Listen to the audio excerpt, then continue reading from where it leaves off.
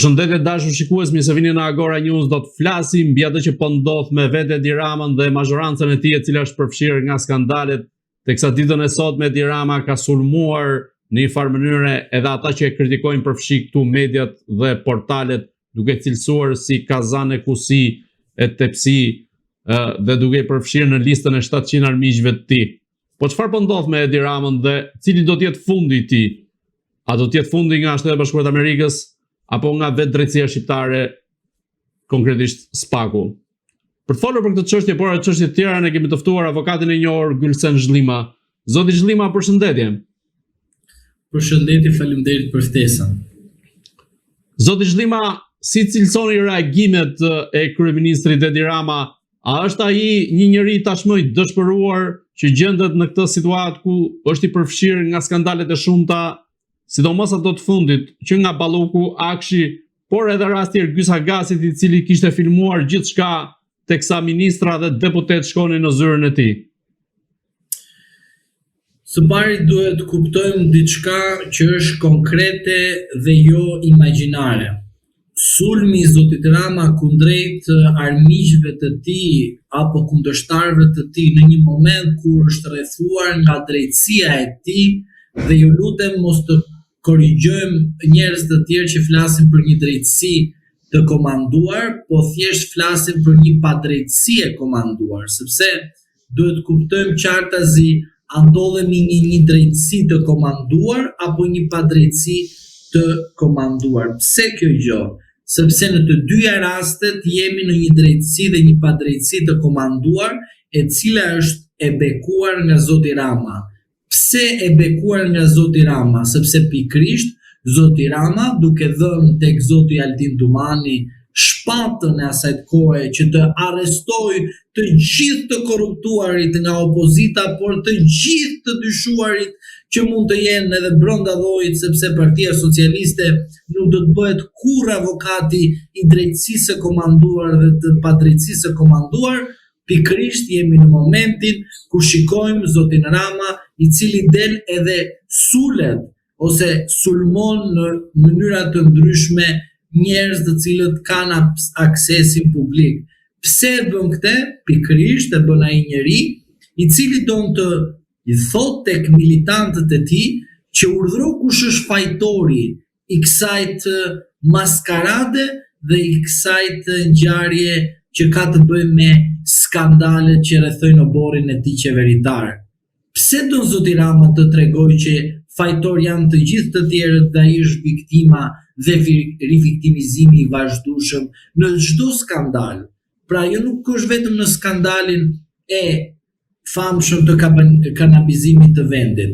Nuk është thjesht vetëm të skandalit të famshëm për sa i përket Ametajt, Bllakut, Lefter Koka dhe të gjithë të tjerëve. Por ajo që duhet kuptojmë është që zoti Rama kërkon përsëri të shpëtoj veten e tij, jo se drejtësia funksionon, jo, në raport me elektoratin e tij që bindet që çdo gjë është e keqe në këtë vend, po përveç njëri që nuk është i keq, që ai quhet Edi Rama. Pra, këtë që zoti Rama do ta bëjë në aspektin e tij të largimit të vëmendjes të qytetarëve shqiptar nga skandali i Akshit, por edhe nga skandalet të tjera të cilët do të vinë në vijim. Por a është drejtësia jonë ajo e cila veproi? Për mendimin tim, jo. A është drejtësia jonë e padrejtësisë së komanduar e cila veproi nga halli? Unë mendoj që po.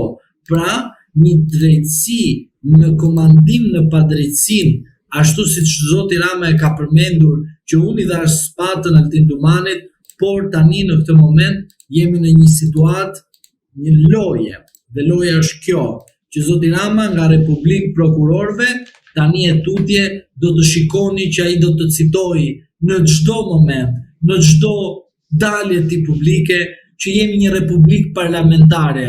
Zoti Brau duhet kuptojë që tani e tutje Shqipëria është një republik parlamentare, sepse e përdori zoti Dumani si një republik prokurorësh. Në këtë rast, nga mënyra e reagimit dhe mënyra se si po e menaxhon Edi Rama, a tregon se tashmë ai ka hyrë në atë pikën e fundit të tij, pra të vetë fatit të tij politik, dhe nuk do ta ketë shumë të gjatë, të paktën deri në mandatin e vitit 2029? Unë mendoj se zoti Rama e ka pasur shumë keq që në mandatin e 2021 që pranoi të bënte vetë qeveri, pavarësisht se kishte numrat e 74 deputetëve. Zoti Rama kishte momentin e tij historik në vend të bënte një bashkëqeverisje dhe të i dilte nga politika ose nga skena politike me kokë lartë. Zoti Rama ka pranuar nga momenti ku ka marrë mandatin në 2021, ka pranuar vetë shkatrimin e tij, shkërmoqjen e Partisë Socialiste dhe në fund fare daljen e tij në pension në kokë ulur. A do të jetë pensioni i tij një pension i konsumueshëm apo jo, kjo mbetet për të parë, por ajo që unë shikoj është që zoti Rama nuk është se ka ndonjë favor në rast se do të jetë në një karrige dhe mbi atë karrige ka një pemë edhe në atë pemë dikush mund t'i sjellë një litar. Është çështje dhe zgjedhje personale, por ajo që unë dua të them tek ju është kjo, që zoti Rama duhet të kuptojë qartazi që pushteti maksimal dhe pushteti i vazhdueshëm pa ndërprerje, por në fund fare një pushtet i cili të ka dhënë gjithçka dhe ti e ke përdorur pushtetin, është sigur që gropa që i ka hapur tjetërit në të ardhmen do të rrethojë dhe po ashtu do të çojë dhe ty në një grop. Tani, a është i aftë zoti Rama të kuptojë që gropa është në duart e tij dhe ai mund ta mbulojë dhe nuk bie brenda gropës? Ky është një këmbvështrim dhe do thosha një logjik e brendshme të njeriu i cili e zgjedh se si duhet ta menaxhojë. Në rast se nuk e menaxhon, sigurisht që jo mandatin e 2029-s, jo mandatin 2027-s, jo mandatin 2025-s, nuk kanë lidhje fare. Ajo që ka lidhje është kjo, a është gati zoti Rama të pranojë humbjen e tij politike, pavarësisht se 11 maj mendimin e zotit Aldin Dumani arriti 83 mandate, pavarësisht që ka pasur arrestime edhe asaj kohë dhe denoncime publike. Pra, zoti Rama dhe Partia Socialiste ndodhet në një situatë shumë të keqe. Ata që janë brenda nuk e kuptojnë dot. Pse? Për shkak të pushtetit dhe të korrupsionit dhe të paras. Në rast se je jashtë pushtetit, jashtë korrupsionit, shikon situatën ashtu siç është, shikon situatën reale dhe aty ke mundësi të gjykosh dhe jo të paragjykosh njerëzit. Në rast se je brenda lojës së pushtetit korruptiv dhe ajo që ne shikojmë skandaleve që ndodhin her pas here, dhe ata nuk kanë mundësi, nuk kanë logjikën të shikojnë ngjarjet ashtu siç rrjedhin. Ata thjesht janë të emocionuar dhe janë të mllefosur që të mbajnë pushtetin me çdo kusht, por duhet ta dini që zoti Rama nga 2021 në vazhdim ka qenë dhe është aktualisht drejt një shkatrimi absolut. Ju lutem, qeshni, po ndaloni, por mos harroni faktin që po vijnë disa non grata. Në fakt sa i përket dhe vetë pjesës fatit politik të Edi Ramës, por edhe Partisë Socialiste në këtë rast, në intervistat e para 6-7 muajve këtu në Agora News, ju e keni, po themi, parashikuar deri diku që fati i Partisë Socialiste, shkërmoqja e saj do të jetë shumë herë më keq se sa shpondodh në Partinë Demokratike. Por për këtë pjesë do të dalemi pak minuta më vonë, pasi do t'ju pyes nëse ka lëvizje konkrete në Partinë Socialiste apo në rilindjen e Edi Ramës për ta rrëzuar këtë të fundit, apo për të bërë një lëvizje të tillë për ta nxjerrë nga skena politike, duke qenë se tashmë zullumi është trashur. Por të mbetemi te pjesa e skandalit të Akshit, ku SPAK ndërmori masat ose më saktë u caktuan masat e sigurisë ndaj drejtoreshës Mirlinda Karçanajt dhe të tjerëve. Por Edi Rama sot e ka mbrojtur atë duke thënë se ka bërë një punë voluminoze prej 12 vitesh, edhe pse SPAK-u e ka kapur, po themi me presh në duar. Në këtë rast, po, me parat tona dhe ka bërë punë të hatashme. Në këtë rast, a është Akshi, po themi, ajo pika fundore ose pika më delikate, apo nyja gordiane që do ta godas Edi Ramën, duke qenë se SPAK-u mund t'ja pres këtë nyjë dhe së bashku me atë çfarë kishte bërë Ergysa Gasi, Edi Rama nuk mund të shpëtojë dot nga kjo dosje? Atëherë zoti Rama është për mendimin tim jo thjesht në aspektin penal, por në aspektin politik, ideatori politik i formimit, llogaridhënies, transparencës të akshit. Thjesht në rast se ne do të shikojmë aktet ligjore dhe nënligjore, nuk kuptohet që çdo veprim që kryen ai institucion është në varësi dhe në kontroll të kryeministrit. Unë e them sipas ligjit këtë gjë, nuk e them sipas bindjes time imagjinare apo reale. Tani, për sa i përket pjesës së moralit, a ka moral zoti Rama të shkarkoj njerëz të cilët përballen me drejtsinë e tij? Unë mendoj këtu jo, nuk e ka moralin, sepse zoti Rama është ai i cili ka thënë që drejtësia është ajo pikërisht e normuar nga Partia Socialiste. Madje ideatori i kësaj drejtësie është zoti Rama. Tani, ndaj zotit Rama dhe të tjerëve lind një drejt ose një detyrim. Çfarë është? Zoti Rama duhet t'i thotë që kjo drejtësi është e imi apo jo, sepse në rast se ne themi që kjo drejtësi është e zotit Rama, do të thotë që zoti Rama përmes SPAK-ut ka arrestuar persona të cilët sot janë në masë siguri ose në arretim. Në rast se jemi në këtë kush, do të thotë që ata individ me vedi absolute kanë pranuar që një ditë të bënë statistikë e drejtësisë së Edi Ramës. Dhe kjo nuk quhet gjë e shëndetshme, por kjo quhet shmenduri. Në rast se jemi në këto kushte. Në rast se jemi në kushtet ku drejtësia e pavarur e pa anshme ndikuar nga të huajt, vjen në një moment të caktuar. Edhe cakton këto masa sigurie, lind pyetja, zotëri, kur është regjistruar procedimi penal dhe sa kohë ju e mbani dosjen zvarr dhe e keni zvarritur? Pse ju duhet ishit të ndikuar nga të huajt dhe nga të brendshmit, kur ju i kishit provat aty për aty dhe mund të aktivizonit pra çfarë kushtet e flagrancës dhe të bënin arrestime të mundshme të persona të përfshirë. Pra në të njëjtën kohë na lindin dy pyetje jo politike, jo qytetare, por thjesht profesionale juridike. Përse ju keni mbajtur dosje duke zvarritur? Përse ju nga 2020 ku dihet shumë mirë që keni marrë funksionin tuaj, që ta lidh me 2021 dhe të them që zoti Rama nuk duhet të ishte pranuar dhe duhet të bështe një koalicion të gjerë dhe mos bënte këtë alibi që bëri që në fund fare bjen vetë në gropën e tij, duhet na tregojnë ata janë profesionistë apo thjesht janë persona të përdorshëm nga çdo pushtet i mundshëm. Prandaj unë dua t'ju them që në rast se jemi në këto dy kushte, për zotin Rama mbetet një prishje ose do thoja një prishje llogarie, marrëveshje me ata të cilët ka emëruar, se nuk i kemi emëruar ne as ata të akshit, as zëvendës kryeministra. Pra e ka emëruar zoti Rama dhe kur ai e ka emëruar, aty ekziston një mirëbesim dhe nuk mundet nga emërimi të na dalë sikur paska një keq besim ndërmjet zotit Rama dhe personave të përfshirë, të cilët janë sot të akuzuar nga SPAK-u. Ajo që duhet të sqarojmë dhe ta mbarojmë, është vetëm kjo e fundit, që zoti Rama duhet të japi llogari përpara qytetarëve shqiptar, që kjo drejtësi që është e tija, që ai vetë ka deklaruar, i ka marrë këta të tij si statistik, se në rast se nuk është atij që ka thënë vazhdimisht, kujt i është kjo drejtësi? E të huajve? Po cilët janë të huajt? Se nuk dalin shifrat, pra nuk del logjika. Edhe sikur ta lidhësh, edhe sikur të vendosësh një të çmendur të japi këto argumenta, nuk të dalin. Pra do thotë diçka nuk po shkon mirë. Po kush është faktori, brendshëm apo jashtëm? Kjo mbetet për tu parë.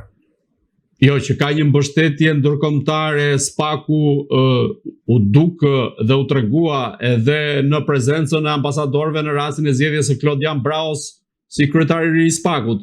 Po të mbetemi te pjesa e akshit dhe godina e SPAK-ut ka gjithmonë mbështetje të huajve. Pse? Krimi organizuar dhe korrupsioni është një kaset që të gjithë të huajt e bëjnë edhe në vendin e tyre, edhe në vendet e ndryshme për shkak se nuk duan nëpërmjet korrupsionit dhe krimit organizuar të kemi destabilitet.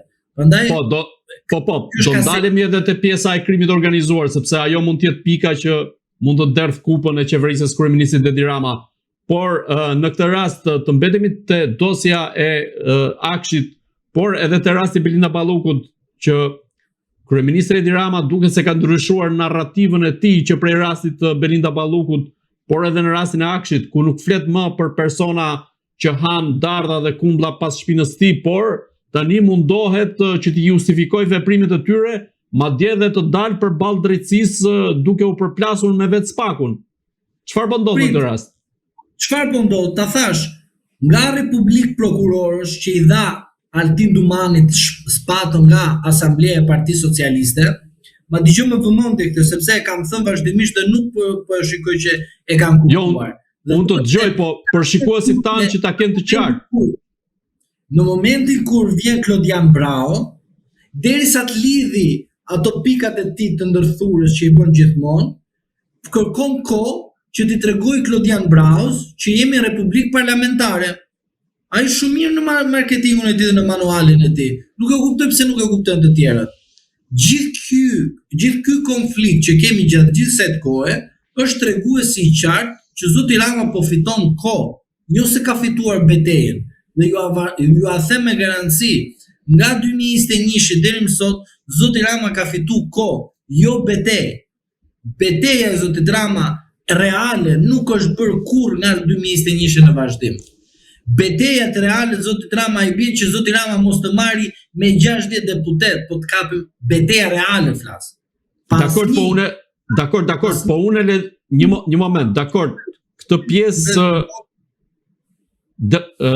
pjesë unë e lexoj ndryshe. E lexoj në aspektin që nëse në rastin e Arben Ahmetajt apo dhe të tjerëve ai nuk dinte gjë, pra se Arben Ahmetaj dhe të tjerët që janë përfshirë në rast e korrupsioni kishin ngrënë kumblla, dardha dhe fish pas shpinës tij. Në rastin e Erion Veliajt më pas, por edhe Belinda Ballugut, por edhe të Akshit tani, ai nuk e përmend këtë narrativ, pra duket se është vetë i përfshirë aq thellë saqë nuk vlen më narrativa që përdorte më parë. I nderuar, në të gjitha ato afera që ju thatë, zoti Rama përfshihet në mënyrë direkte dhe indirekte, në mënyrë ligjore nga vendimarrjet e Këshillit të Ministrave. Pra, për ata të cilët e duhet të kuptojnë ose nuk duan të kuptojnë, zoti Rama përdori Spakun nëpërmjet zotit Dumani, duke i dhënë spatën për të luftuar opozitën, figurat e vjetra politike dhe për të mundur edhe juridikisht, jo politikisht dhe zotin Veliaj që mos të jetë pengesë në situatën që ndodhet sot Partia Socialiste dhe qeverisja e vendit. Pra, zoti Rama, me ndihmën e zotit Dumani, arriti përmes Republikës së Prokurorëve që të marrin në 11 maj 83 mandate. Më sillni mua një vend të botës që të përdor drejtësinë dhe mi përdorimi i drejtësisë, por sot të kemi me 83 mandate, pra edhe një mandat i duhet që të bëjmë ndryshime thelbësore, të cilat kanë të bëjnë me ligjet organike që kërkojnë 84 vota. Pra, edhe majorancën edhe opozitën. Nuk ndodh në asnjë vend të botës në një zhvillim normal që don të shkojnë në Bashkimin Evropian. Në rast se duan të qëndrojnë në Bashkimin Sovjetik, po jam dakord me ju, do qëndrojmë dhe jemi këtu ku jemi. Por ajo që ne duhet të kuptojmë si shoqëri është kjo. Drejtësia e dhënë përmes Spakut, që është gjë e gabuar, ishte frymëzimi politik i zotit Rama tek populli, që kur ata duan të shikojnë dëshkimin, duan të shikojnë tek ata të cilët kanë qeverisur vendin. Pra është Sali Berisha, Ilir Meta. Më vonë vjen Erion Veliaj, i cili arrestohet në format që ne kemi parë, që të mos jetë më pengesë në drejtimin e Partisë Socialiste. Pse? Se zoti Rama në një krizë momentale do ketë momentin që kush do të jetë zëvendësuesi që t'i bëjë mocion mosbesimi. Pra, arrestimi i zotit Berisha, arrestimi i zotit Meta, arrestimi i zotit Veliaj hapën mundësi dhe i dhanë zotit Rama mundësi që të jetë në pushtet. Pra, kjo është gjë e cila kuptohet, edhe një buf, edhe një i cili nuk ka fare njohuri politike e kupton, është e logjikshme. Pra, në një moment kur ty të ndodhin ngjarje të rënda që janë të cilat kërkojnë një llogaridhënie politike, ti nuk shkon në parlament të japësh llogari. dhe del në podcastin tënd, del në një foltorën tënde, ashtu si e do të komanduar me kamerat e tua, me bodyguard, me servile që të rinë nga mes deri në darkë. E kupton? Kështu është situata në Partinë Socialiste. Prandaj unë them, Partia Socialiste ka ikur nga harta politike. Ajo çfarë ju ke në Shqiptar është agaci, ke kush janë bandat kriminale. Pse? Sepse këtë gjë nuk e nxorëm ne. E nxori pikërisht drejtësia e Zotit Rama. Këtë po ju them. Pra, në rast se Zoti Rama ka bërë këtë drejtësi, kur Metën, Berishën e fuste pa vendim gjyqësor në burg, edhe sot edhe Veliajn, kjo është pikërisht drejtësia e re që Zoti Rama i thotë që është republikë parlamentare, që unë po mbroj ata të cilët dua të më mbroj çfarë të më teket qefi. Kur Rama e fiton këtë betejë, majeni me ju që do fitoj të gjitha betejat e tjera të cilat vinë pas kësaj. Pse? Sepse Republika e Prokurorëve e arriti Zoti Dumani me sukses, i bindi shqiptarët që patën një prokuror me. Më kupton, edhe kur kthehet pllaka pastaj, Dumani bëhet statistik nga Rama. Wow, e kupton? Pra, dhe çdo prokuror në rast se në rast se Rama fiton Republikën Parlamentare, Rama i bën ata 20 shenjtor atje statistik. E të mëshme, pra, inshallah gaboj, po i bën statistik. Tani, nuk e di cila është statistika. Do kemi dhe statistik që gjykatësi kalb në burg gjykatësin. Të njëjtit nivel. Të reformuar, të ju mendoni se mund të ketë po të merë noter prokuror. Pra, e kupto tani. Një moment do të dalemi këtu. Ju mendoni se Rama mund të ndjek një strategji të tillë për të përfshirë në një luftë ligjore dhe përplasje vetë prokurorët e SPAK-ut dhe vetë drejtsinë e re? Patjetër. Edhe do ta shikoni këtë gjë. Në rast se Rama, dhe kujdese këtu, edhe ato që them unë i them me bindje, nuk i them këtu sepse diçka. Kujdesni. Në rast se Zoti Rama fiton betejën për Republikë Parlamentare, duke mbrojtur momentalisht Ballukun dhe të tjerë dhe kush do të vi pas këtyre për procedimin penal, nënkupton që ju që jeni shenjtorët brenda SPAK-ut, aty brenda jeni sepse është drejtësia ime. Në rast se ju nuk veproni në këtë drejtim që unë po ju jap tani, unë çfarë duhet të shpik kundër jush? Manualin e vetë shkatrimin. Pra, ju shkatroni veten tuaj. Doni ju një rast konkret. Pse duhet masën e sigurisë sa rres në shtëpi apo detyrim paraqitje të binte gjykatësies gjoka? Shumë e thjeshtë kjo gjë. Dhe pse duhet të dilte pas disa kohësh, të dilte rasti i saj me problem me shtetin grek? Lid pyetja e logjikshme. Pas një emocion, pas një mlef për gjykatësën. Pra, duke i qartë që personi që i cili duhet vendoste Sali Berishën në burg, ishte një person i cili ishte në pengmarrje. Kjo çfarë ju tregon ju? Ju tregon drejtsinë e pavarur e paanshme, që drejtsinë e jep gjykata dhe jo një gjykatëse në pengmarrje. Pastaj, ky është vetë shkatrim vetë, nuk ka nevojë ti të bësh ndonjë gjë të madhe. Kuptohet që është vetë shkatrim. Rasti Balluku, pse shorti ra Ilir Meta për të vendosur Erion Çela masën e arrest në burg me Ilir Metën? Dhe pse sot po Erion Çela pezullon nga detyra zëvendës kryeministren dhe kryeministri e çon në gjykatë kushtetuese dhe gjykata kushtetuese ja pezullon? Në cilën pengmarrje është marrë zoti Erion Çela? Lindin pyetjet të logjikshme pas një lloj nevoje emocione. E di pse nuk duhet të kemi emocion, se pikrisht faktet flasin vetë që ajo drejtësi e Edi Ramës ka pasur si synim manualin e pengmarrjes. Dhe vim pikrisht tek 2025 në vjetor, Kur ndodhin këto ngjarje tek zoti Rama, falenderon Altin Dumanin, sepse zoti Dumani i dhuroi 83 mandate bashkë me ato shenjtorët atje.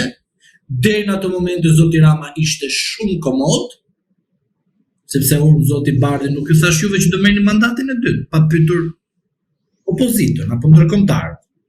Unë s'ta thash. As ato që flasin manan të burr. Por dëgjoj, duhet t'ia sqarojmë qytetarëve ashtu siç duhet. Le të hajmë kohë. Po puna është që të sqarojmë qytetarët. Çfarë do përdori zoti Rama? Më e mend që do ndodhi. Po të ndodhi gjithmonë që Rama asnjëherë nuk e di çfarë ndodh rreth vetes.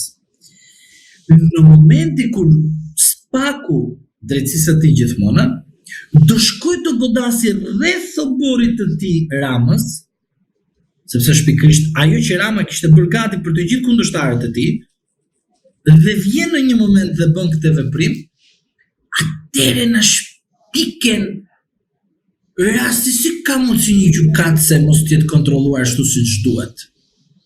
Një gjykatës nuk është kontrolluar ashtu siç duhet. Po një prokuror që lëviz djathtas majtës në hotele, pse nuk është kontrolluar që bën Varavigo? Themu, e kupton. Po kush i merr këto informacione? I marrim ne? Jo, ne s'dim. Po i merr i pari kush? Rama përmes shikut. Thot kush janë këta që dëmtojnë imazhin e drejtësisë që ka vendosur zoti Edi Rama? Më kuptuat besoj. Ata që se kuptojnë, s'ka rëndësi mos ta kuptojnë. Por kur të dalë e vërteta pas një kohë të caktuar, më kujtoni ju lutem në rast se keni në memorien tuaj, ishte guvernatori i FMN-s, Strauss-Kahn, mos gaboj. Si u shkarkuar nga FMN-ja? Me një video skandal, jo korrupsion. Marrëdhënie në një hotel. Kaq. Me këtë video Edi Rama e rrezon reformën në drejtësi. Me këtë video Edi Rama rrezon shenjtorët e spakut. Me një video të mundshëm. Edi Rama rrezon gjykatësit, të pavarur, të paanshëm ata. Klerë, histori tjetër këtu. Tani, e mbani mend, besoj, mos të harrojmë, Strauss-Kahn ish guvernatori i FMN-s. Në vend të ikte nga puna për korrupsion, iku sepse kishte kënaqësi të tjera. Pam. Zoti kryetari i bashkisë Kukësit mos gaboj, si kishte emrin, se ngatrojnë ndonjëherë mbi emrin atit. Safeti. Safet Xhici. Po, për çaj iku ai? Për korrupsion iku? Po t'ishte me korrupsion do ishte me kokë lartë. Për një video. Pam. Mjafton një video të ketë Edi Rama. Edhe i pastron. Por në sy të publikut bie reforma. Sepse në rast se thua ti që ata që janë atje janë të korruptuar, populli thotë, hajtë se ne bashkë kemi bërë gjithë korrupsionin. Aktivi, pasivi, paga shumë diçka. Perceptim publik. Por ku ndodh skandal, opa, se këta vajtën të gjykata kushtetuese të kërkojnë në gjë, se e kupton, po se dini që rreth brenda godinave të drejtësisë së re ndodhin edhe afera të ndryshme. Tani se dia e ka Rama, nuk e di. Po, avokat, të ndalemi te pjesa e rastit të Ergjys Agasit, i cili kishte filmuar të gjithë zyrtarët, drejtor, ministra, deputet që e kishin vizituar në zyrën e tij në blok. Në këtë rast thuhet se është hapur vetëm një folder nga ana e spakut sa i përket gjithë dosjes që kishte grumbulluar vet Agasi në zyrën e tij. Ju si mendoni? Po. Hap pas hapi. Ju si mendoni në këtë rast, çfarë mund të ketë ruajtur tjetër Ergjys Agasi që mund të trondit vetë qeverisjen e kryeministit Edi Rama dhe vetë Edi Ramën? Trondit drejtësinë e re, sepse kur ky person dyshohet që pas ka përgjuar veten e tij duke komunikuar me të tjerët, imagjinoni ju çfarë nuk ka përgjuar të tij në vendin tonë. Pra, unë jam i bindur që diçka e bëri Spakun të shkojë rreth oborrit të kryeministrit. Një video që dëmton Spakun, një përgjim që dëmton Spakun, dhe jo pikrisht ajo që thuhet në publik, vajtën sepse duhet goditur kryeministri. Po se dikush brenda oborrit kryeministror tentoi të godas Spakun. E gjithë loja është këtu. Nuk është tek ajo urdhri jashtëm, urdhri i brendshëm. Sepse ti, i nderuar, ku bie dakord me mua që ti bëjmë një të tretit gropën, ne të dy ruhemi që mos të bëjmë gropën njëri tjetrit. Pavarësisht se kemi pushtet të ndryshëm. Fut Iliri, fut Zaliun, po ruhemi. Kur vjen momenti që dikush nga ne të dy fillon t'ja bëj gropën njëri tjetrit, që të dy do t'i sulemi njëri tjetrit. Pra, në këtë rast kemi Belinda Ballukun dhe Edi Ramën përballë njëri tjetrit. Po lejmë se ato janë statistika të tjerët. Nëgjoj mua tani. Po jo, bëje më të qartë tani se nuk e kuptojnë njerëzit. Po, kur nga Asambleja e Partisë Socialiste të them, më fut Saliu në burg, fut Ilir Mete në burg, fut Mediu në burg, fut këtë në burg, fut edhe, dhe unë asnjëherë s'kam asnjë problem. Pavarësisht se shkoj në NBA dhe bëj xhiro aty më pagu tjetri lekt aty s'quhet korrupsion, quhet para në ajër dhe futu sepse gjetëm një karrike bosh, kupton? Aty s'quhet korrupsion, aty nuk quhet influencë, aty s'quhet asgjë, kupton? Te Spaku. Dhe kur unë të premtoj ty që shiko, do ta rregullojmë mandatin e dytë e merr ti dhe kështu, fillon inati, e kupton? Fillon inati, vëlla, thotë ti, kush jep ti të marrësh ti 3 mandate dhe unë të kam ndihmuar me mandatin e 4 që të bëhet të marrësh 83 mandate dhe ti s'ke guximin të bësh një marrëveshje me Sali Berishin që të më zgjasni mua mandatin dhe të marr mandatin e dytë si drejtuesi i Spakut. Dhe prandaj po të them, kur unë me ty bie dakord për disa pika, dhe ti i ekzekuton, i bën, i realizon, i bie që ti në raport me mua do t'ish zbatues të kërkesave të mia. Pra, problemi nuk është zonja Balluku, zoti Rama. Ata kanë qenë të bekuar të vazhdonin të punonin ashtu siç kanë vazhduar dhe kanë punuar, me qetësi dhe paqe dhe armoni totale. Por problemi është Dumani Rama. Sepse pikrisht në momenti kur Dumani është në 2022 deri 2025 drejtuesi i prokurorisë posaçme, zoti Dumani ka zbatuar manualin dhe librin e procedimeve penale të cilët plotësohej nga kryeministria në kohën kur ai ka qenë drejtues. Tani nuk mund të futemi ne në lojën e atyre të cilët kanë bërë marrëveshje me njëri tjetrin që të ekzekutojnë politikisht opozitën shqiptare në tërësinë e saj. Për shkak se zoti Rama donte mandatin e 4 dhe zoti Dumani donte mandatin e 2. Është shumë e thjeshtë kjo, nuk ka nevojë për fantazira. Dhe pastaj, në një moment të caktuar, vinë edhe ndërkombëtarë dhe thonë vëlla, çfarë po bëhet këtu, tjera lam, tjera na u bën. Sepse kur e marrin përsi për shqiptarët, e kupton? Bëhet o zot. Edhe Zoti thot, a të zbres apo mos zbres? E ka edhe ai për veten e tij ai. Thotë se morën përpara këta. S'ka kufizim aty brenda. Prandaj them. Halli i Zotit Dumani dhe halli i Zotit Rama nuk mund të bëhet kur konflikt ndërkombëtar. Video, përgjimet, se kam problem me syrin, që kanë ndodhur her pas here, nuk ka të bëjë sepse kanë qenë institucion ndërkombëtare. Se pikrisht secili prej tyre kishte frikë nga hija e tyre. Ti po të shikosh se nuk e të ndjekur. Ti shko për shembull në gjykatën e posaçme. Ata kanë frikë me për hijen e tyre, e kupton? Ata futen kështu, se kur po futen me në event që kanë frikë që punojnë. E kupton? Është e tmerrshme kjo. Ti si shkoj gjykatë se futet në punë sikur dikush të vi ta pushkatoj, e kupton tani? Ky është realiteti në Republikën e Shqipërisë. Pra ju po thoni se është një goditje mes njëri tjetrit më shumë më shumë Ja ta mbaroj idenë. Ju mendoni se është një goditje ndaj njëri tjetrit më shumë në aspektin lokal, provincial të politikës Tiranës, se sa një kërkesë e ndërkombëtarëve për të luftuar korrupsionin, krimin organizuar dhe të gjithë elementet e tjerë?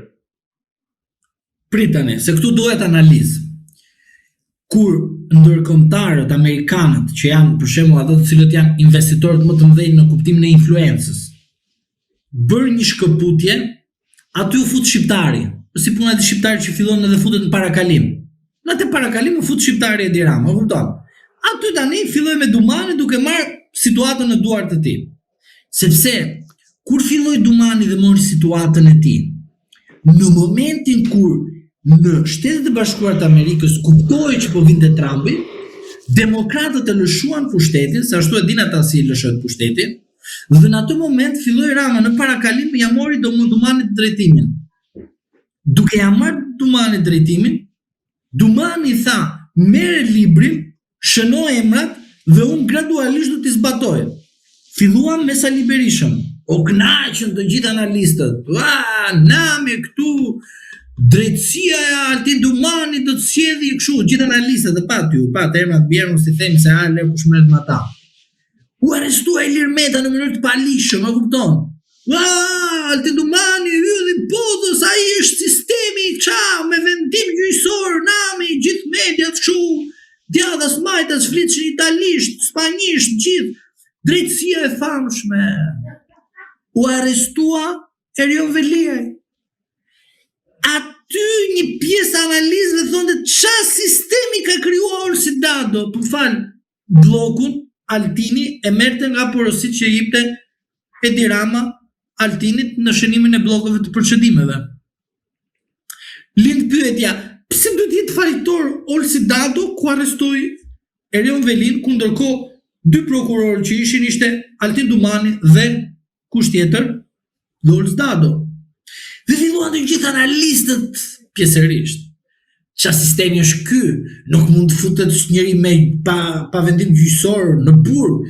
Çfarë masa ekstreme janë këto? Dhe më vonë patë rastin e zonjës Balluku. Dhe aty tani, pse erdhi rasti i zonjës Balluku?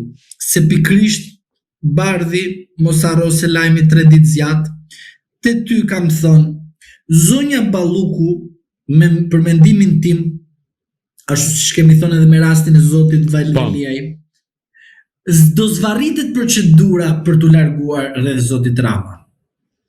Dhe ti besoj je dëshmitar, të paktën po të tjerët nuk e mbajnë mend, ti besoj do ta mbash mend se ti më ke dëgjuar më shumë në kuptimin nga fillimi deri në fund. Dhe siç po aktualisht që procedura duhet të jetë e zgjatur dhe është pikrisht e zgjatur. Dhe mos harro faktin çfarë? Kur ne të dy, sa aty do ta çojmë, kur ne të dy bëjmë marrëveshje si ta bëjmë grupën tjetrit, ne realizojmë për bëjmë marrëveshje dhe pazar, se unë do marr mandatin e 2, ti mandatin e 4, ti duhet ta kishe normuar në parlament këtë ndryshim. Ai bie që këtu çfarë kemi? Kemi një situatë që na tregon jo përgjimet i nderuar, jo qëndrimet, asgjë tjetër, por pikrisht prishja e pazarit bëri që dolën këto përgjimet në publik. Dhe nuk kanë dalur të gjitha. Një pjesë e tyre, po çfarë tregon kjo pjesë? Nuk tregon të vërtetën. Po cila është e vërteta? Pikrisht video skandalin që përfshin godinat e drejtësisë së re. Dhe për këtë arsye, Spaku vepron kundër Edi Ramës. Pra, fakti që një person i cili dyshohet për veprimtari kriminale bën që Spaku të ndërhyjë të mbrojë veten e vet dhe emrin e vet në sy të publikut. Prandaj mos shikoni këtë si një afrim. Po, është një afrim sepse kaseta amerikane është shumë e rëndësishme kjo, kërkon që në një moment ku në parakalim është marrë nga shqiptarët, është moment që të instalojnë ata vetë drejtësinë atë që atë duan, që mos ketë vendi destabilitet, të ketë luftë kundër korrupsionit realisht, edhe luftës kundër krimit organizuar. Prandaj në këtë situatë do të kemi përplasje dhe të përplasje do të kemi viktima. Viktima do të jenë politikës. Pse? Sepse Altin Dumani e mbushi autobuzët me opozitarët dhe tani mbetet autobuzi me qeveritar, autobuzi me biznesmen, autobuzi me ortak të pushtetit ekzekutiv dhe ekonomik, dhe këte autobuz momentalisht po përpiqen Shtetet e Bashkuara të Amerikës në momentin kur kanë humbur drejtimin ta vendosin në funksion, po jo se kanë vendosur në funksion. Këtë nuk dua të zhgënjej njerëzit. Pra, ta vendos në të ardhmen në funksion. A do të jetë i aftë zoti Braho të shkojë dhe të marrë librin e shënimeve të procedimeve penale në kryeministri dhe bashkë me atë që e shënon dhe e ka aktualisht në kryeministri librin që zoti Dumani ja kalon? Kjo është aftësia. Aty do shikojmë a do mbushet autobuzi me këto emra që unë citova. Në këtë rast, duke mbetur te Ergys Agasi, si është e mundur që është ndërtuar një strukturë e tillë kriminale, pra gati një shtet paralel i cili komunikon me shtetin e Edi Ramës dhe bën lidhjen mes Edi Ramës dhe krimit organizuar dhe ndërhyn për t'u caktuar dhe për t'u dhënë tendera personave me të cilët ndajnë përfitimet. Në këtë rast, me çfarë kemi të bëjmë me një strukturë kriminale? Kemi të bëjmë një shtet paralel dhe a do ta fundos kjo gjë Edi Ramën nëse hapen dosjet e tjera, pra folderet e tjera që ka spaku të Ergys Agasit, i cili kishte filmuar drejtor, deputet, ministra, ndoshta edhe vetë Edi Ramën, që mund të ketë shkuar në takimin me të. Atëherë ne duhet të vendosim një dakordsi. Dakordsia jonë është kjo. Ti marrim me radhë që njerëzit mos na psojnë ndonjë konflikt në mendim dhe pastaj nuk del ashtu siç duhet rezultate. Së bari ju folët për pjesën e një shteti paralel. Më fal, me 83 mandate. Po sigurisht do kesh shtet paralel kur ke polici partie. Pra, policia e shtetit nga 2021 ju po thoni që votat i solli në kutinë e votimit krimi organizuar për Edi Ramën. Votat në Republikën e Shqipërisë janë bler parë se të shkojnë qytetarët të votojnë. Sepse në momentin e votimit qytetarët shkojnë bën veprimin që është hedhja e fletës në kutinë e votimit. Pra për këtë duhet jemi realist. Puna është në rast se kanë bashkëpunuar të 7 komisionerë duke mbush kutit, do thotë që një dorë njeriu ka bërë këtë veprim dhe jo se ka bërë pushtetin qendror. Pra në qendrat e votimit ka ndodhur kjo gjë. Pastaj, në rast se ju më thoni që këtu kemi të bëjmë me një shtet paralel dhe kualifikimi i veprës penale është krimi organizuar dhe organizat kriminale, këtu kemi të bëjmë me një goditje në aspektin politik të formulimit të akuzës ndaj funksionarëve publik. Dhe tani këtu duhet më pyesnit, a ka moral Partia Socialiste dhe zoti Rama që kundrejt këtyre akuzave mos të përgjigjet ai vetë, se s'ka pse zoti Rama ta fajsojmë ne për gjithçka. Ai është i pafajshëm. Nuk ka pse ne ta vendosim atë gjithmonë në tabelën e akuzave. Është i pafajshëm. Por lind pyetja e thjeshtë. A ka moral Partia Socialiste dhe ata të cilët sot krenohen për arritjen e mandatit të 4? Në rast se këto lajme janë të vërteta, pra Partia Socialiste nuk pas ka marrë vota ashtu siç duhet. Pra pas ka marrë vota me manipulim duke përdorur banda, krimin organizuar, të gjithë instrumenta shtetërore, policinë e shtetit që ka shndruar në policinë private. Pra ky është treguesi qartë. Po, të paktën opozita kështu pretendon, madje dhe është përshkruar në një farë mënyrë në raportin OSB Odirit. Po edhe unë atë pretendoj, por puna është unë doja që mos ta besoja kështu.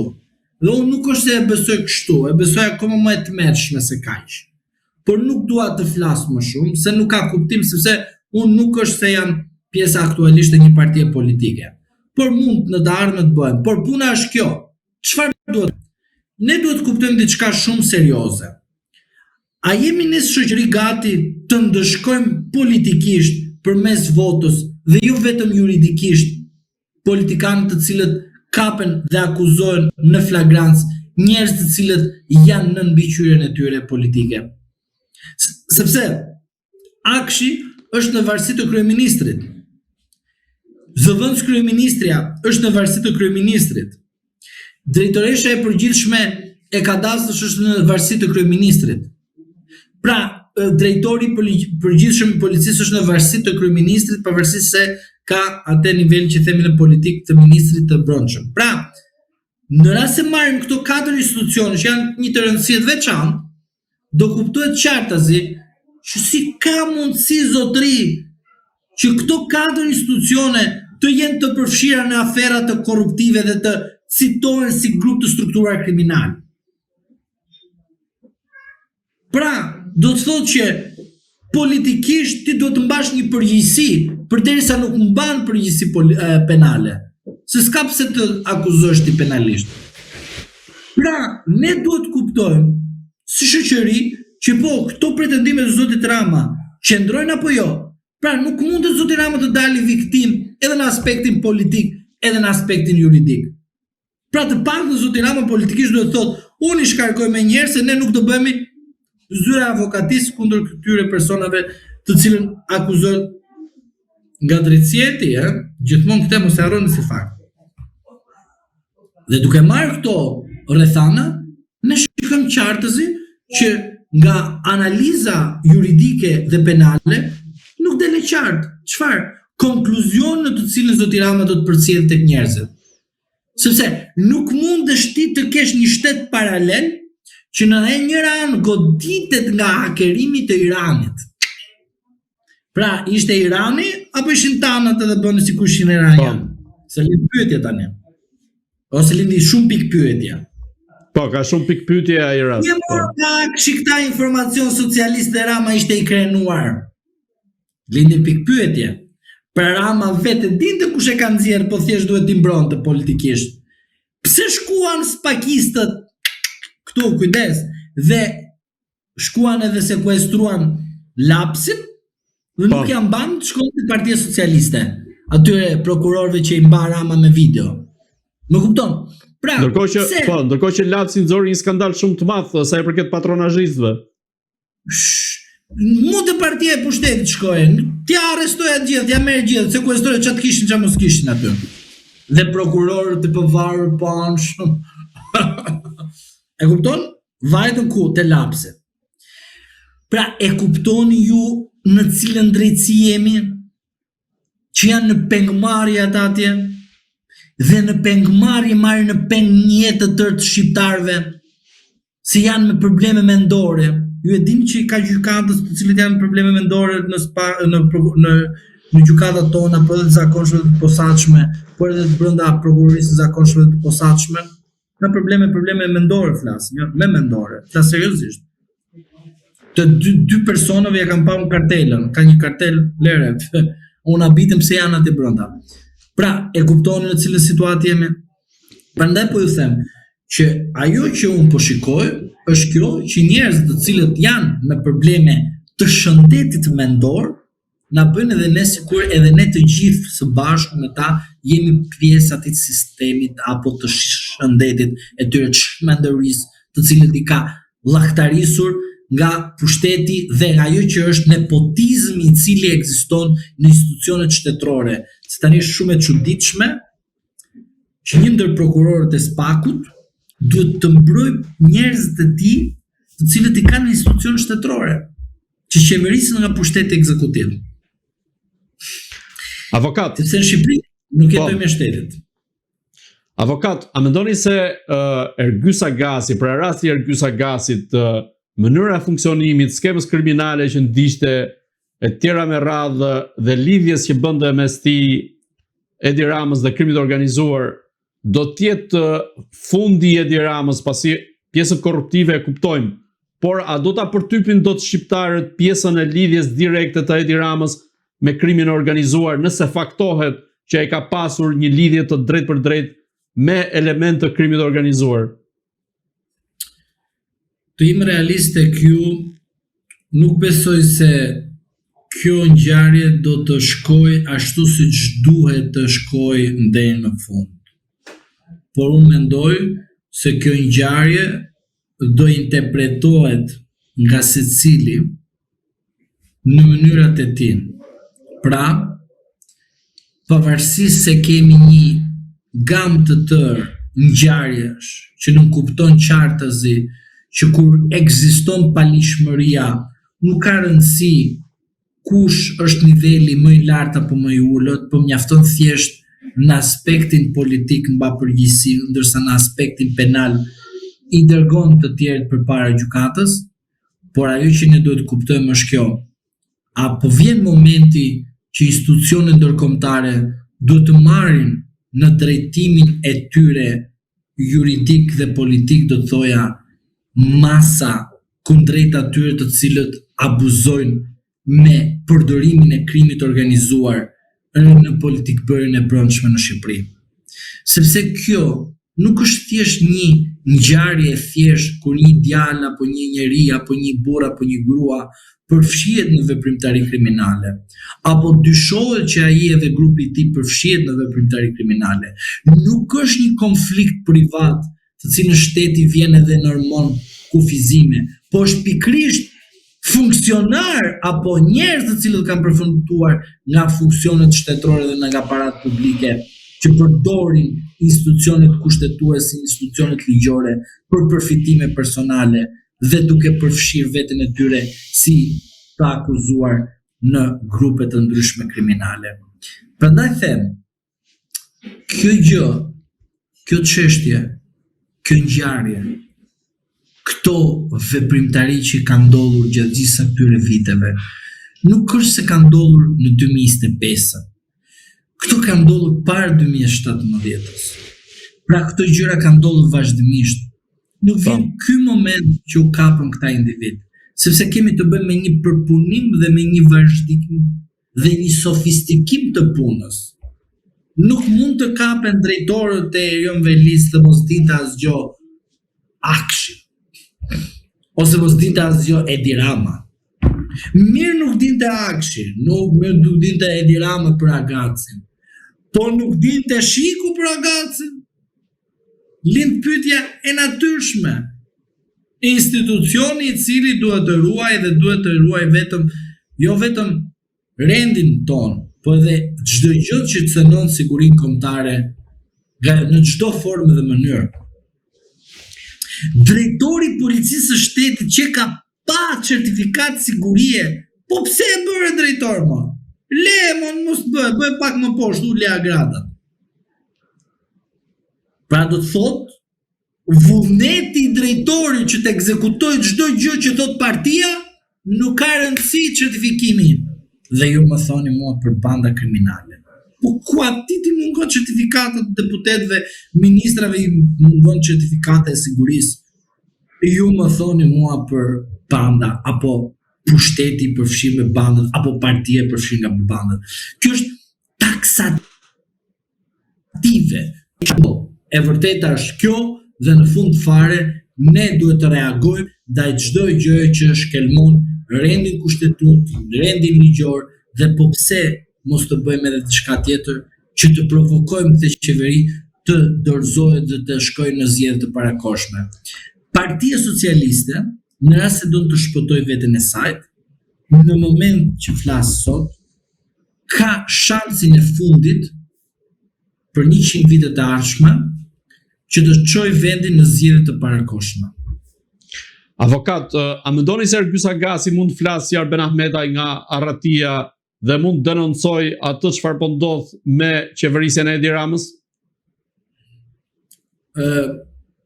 Të flas, mos të flas, provat përderisa janë aty, në rast se do të zgjidhen të gjitha ato prova dhe do dalë në publik, sigurisht që edhe pozita e tij do të jetë e vështirë, sepse në fund fare ai do të tregojë ose ka treguar me këtë veprim një keq besim edhe ndaj personave që ka bashkëpunuar, jo mirë besim.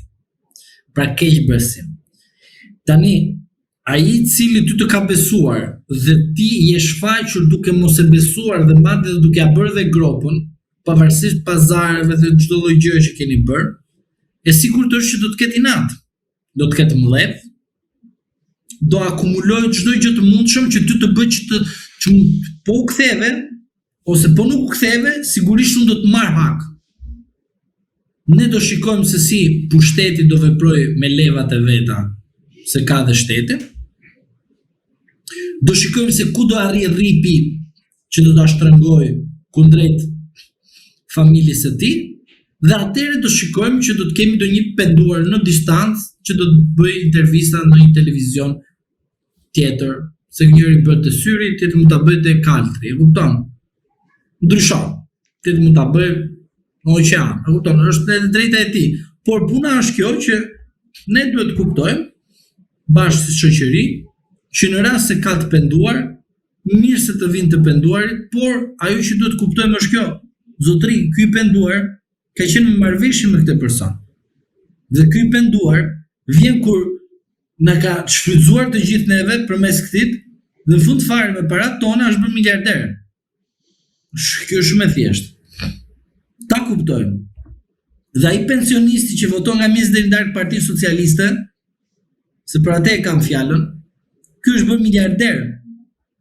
Kurse ti je varfanjak edhe lufton me varfërinë tënde, duke sharë nga mjesë deri ndar Saliun dhe të tjerë, dhe ndërsa personi që ti ke votuar sot ka vendosur super miliarder, njerëz të cilët ti nuk ke ndërtuar një shtëpi apo ke familjen në emigrim dhe ke punuar 40 vjet dhe merr 100.000 lekë me justifikimin që ky lek s'ka si shtet, po ja çon akshin për të groposur sa më shumë qytetarët. Për këta socialistë them unë, që të kuptoni se si ju angul partia juaj. Tani komentet poshtë. Avokat, të ndaremi pak te Belinda Balluku, ku tashmë SPAK-u ju drejtua kuvendit për t'i hequr mandatin e deputetit dhe imunitetin vetë Belinda Ballukut, ndërkohë që Komisioni i imunitetit dhe mandateve dihet tashmë se si shkoi para disa ditëve, dhe ndërkohë pritet viti i ri, pra janari 2026, për të parë se çfarë do ndodh me Ballukun. Ndërkohë nga ana tjetër Edi Rama ka reaguar me ashpërsi duke thënë që duhet presim vendimin e gjykatës kushtetuese që në mos gaboj është më 22 janar. Ju në këtë rast si e shikoni fatin e Belinda Ballukut? A do të shkojë ajo para drejtësisë dhe a do t'i heqë imunitetin kuvendi për t'i hapur më pas rrugën arrestimit nga ana e SPAK-ut? Rasti Balluku është një rast fenomenal që nuk ka ndodhur ndonjëherë në kohën kur zoti Rama nuk ka dashur të bëjë avokatin askujt. Emrat dihet janë të dukshëm, dhe madje nuk ka dashur të bëjë dhe avokatin e socialistëve, se zoti Darko mos gaboj është socialist, nuk është rilindas. Zoti Bllako është rilindas, nuk është socialist. Zoti Hamnetaj është socialist, nuk është rilindas. Dhe ajo që unë dua të tregoj tek socialistët dhe tek rilindasit, diferencën midis drejtësisë së zotit Rama dhe padrejtësisë së zotit Rama. Zoti Rama drejtësinë e bën me rilindasit, padrejtësinë e bën me socialistët. E keqpërdori flamurin e Partisë Socialiste në 2013 duke shpikur rilindjen. Nga 2013 deri në 2017, deri në momentin kur erdhëm në zgjedhjet e 2017, zoti Rama ishte ende me rilindjen duke qeverisur vendin. Në një moment të caktuar kur plasën skandalet për Partinë Socialiste, po me emrimin rilindje, zoti Rama përdori çfarë? Përsëri flamurin e Partisë Socialiste dhe u rikthye tek Partia Socialiste. Por çfarë ndodhi? Me një padrejtësi absolute luftoi të gjithë socialistët dhe në fund fare vendosi edhe pas legjislaturës së 2017 të gjithë rilindasit. Dhe sot Partia Socialiste është e goditur politikisht dhe juridikisht dhe penalisht dhe moralisht nga keqmenaxhimi i zotit Rama në bashkëpunim me rilindasin. I nderuar, zonja Balluku nuk është socialiste, është rilindase, por duke përvetësuar dhe duke marrë peng Partinë Socialiste me ndihmën e zotit Rama, patën favorin që të drejtojnë institucione të rëndësishme, po duke mos i dhënë socialistëve zhvillim ekonomik financiar në familjet e tyre. Të kenë mungesë për të bërë një shtëpi, pra të kenë mungesë fondit për të blerë një shtëpi. Më thoni ju mua sa socialistë që e votojnë me pafus Partinë Socialiste, që e di që në 2017 në vazhdim ka qëndruar rilindasit dhe jo Partia Socialiste. Sa prej atyre kanë bërë para kur ka qeverisur partia e tyre? Asnjëri, sa kanë bërë? 5 me 10 veta kanë bërë. Pra, momenti procedurial që flasim do të ndodhi brenda janarit, para 22 janar, në maksimumin 6 me 7 shkurt. Pse bëj një ndarje të tillë? Në rast se SPAK-u do të ketë aksione të vazhdueshme, është se pikrisht dosjet e zonjës Balluku i ka marrë zoti Dumani. Pse i ka marrë zoti Dumani? Sepse zoti Dumani kishte mohatur që ky është besprem. Dhe përderisa është i tillë, zoti Dumani duhet t'i kujtoj që prishë marrëveshje dhe nuk më bëre për herë të dytë kryeprokuror. Dhe sigurisht që procedura jo shpëtimit, quhet procedurë e zvarrimit të procedurës së zonjës Balluku.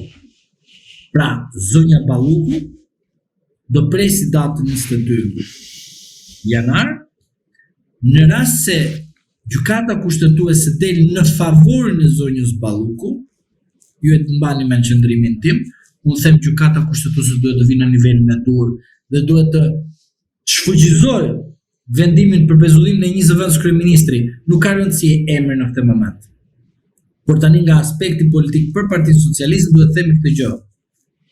Zoti Rama do përpiqet të tregojë Republikën parlamentare dhe e sigurt është që zoti Rama me procedurën e dhënies së imunitetit do të shikoj një ngjarje. Në rast se SPAK-u shkon dhe godet rreth oborrit të ngusht qeveritaro-familjar të zotit Rama. Prandaj, që do të zoti Rama mund të përdori ninin 288-289 të kodit të procedurës penale për zonjën Balluku. Pra, edhe sikur të kemi kushtet e flagrancës, zoti Rama do përpiqej brenda kësaj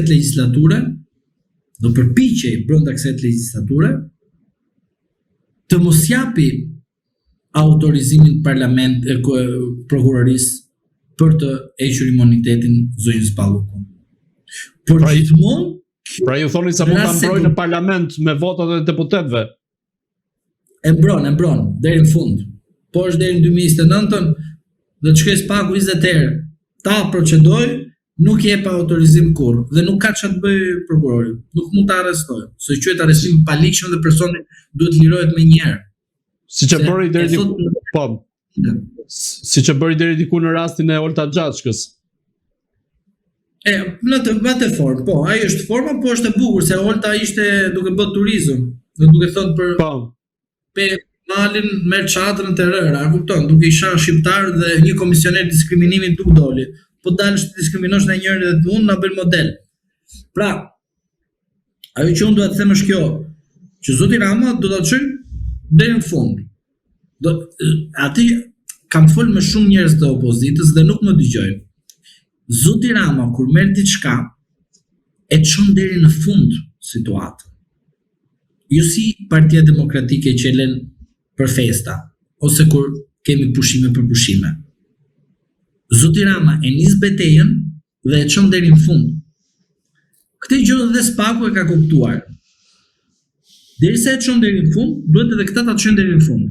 Prandaj unë them që Zoti Rama do ta çojë deri në fund, por gjithmonë duhet një kujdes maksimal. Goditja e oborrit qeveritar familjar të kryeministrit. Kur të kemi një goditje të tillë, duhet të keni parasysh që diçka po devijojnë përtej asaj që thuhet vazhdimisht. Por çfarë është ajo? Është pikërisht drejtësia e Zotit Rama që bëri që të goditet oborri qeveritar dhe rrethi i tij familjar. Se mund të jetë ndonjë obor qeveritar në kushtet e kuptimit familjar, jo konkretisht familjar. Pra kërkoj pak analizë më të thelluar dhe të kuptueshme që kemi të bëjmë me shkak familjar apo qeveritar. Dhe aty ne do të kuptojmë qartazi, a kemi të bëjmë me një ndikim të huaj apo jo. Po në rast se kemi të bëjmë të huaj apo jo, çfarë ka bërë që Spaku të veprojë në këto kushte dhe përse një huaj ka orientuar dhe imponuar Spakut të veprojë kundër kryeministrit?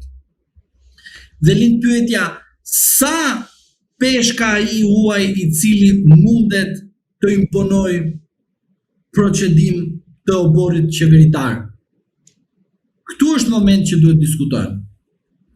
Në këtë rast ka zëra që dosja Belinda Ballukut dhe disa afera të caktuara të saj kanë cënuar, po themi deri diku, dhe kanë prekur edhe interesat ose sigurinë pra kombëtare të vetë Shqipërisë si antare e NATO-s, dhe ka pasur një shqetësim nga ana e partnerëve ndërkombëtar, konkretisht të NATO-s në këtë rast.